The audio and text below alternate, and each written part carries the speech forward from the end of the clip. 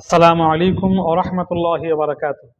কারো যদি সন্তান উচ্ছৃঙ্খল হয় বা কারো যদি স্বামী বদমেজাজি হয় বা স্ত্রী যদি খারাপ হয়, ঝগড়াঝাটি করে, যে কারোর জন্য ওই উচ্ছৃঙ্খল পুত্রকে সন্তানকে সুশৃঙ্খল করা, স্বামীর বদমেজাজ দূর করা অথবা স্ত্রীর ঝগড়াটে স্বভাব দূর করার জন্য এই আমলটি কার্যকর। সামান্য একটু মিষ্টি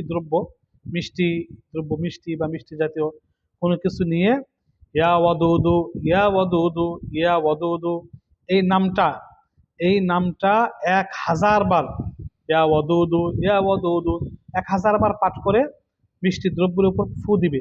তারপর 2 রাকাত নামাজ পড়ে আল্লাহ তাআলার কাছে দোয়া করবে, আল্লাহ তোমার এই নামের বরকতে আল্লাহ তুমি আমার সন্তানকে বা আমার স্বামীকে, বা স্বামী যদি আমল করে আমার স্ত্রীকে তুমি সুশৃঙ্খল বানিয়ে দাও, তাকে তার উগ্রতা দূর করে দাও, তার বদমেজাজ দূর করে দাও।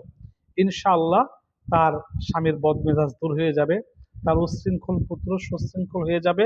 এটা পরীক্ষিত আমল, অল্প সময়ে ফল পাওয়া যাবে।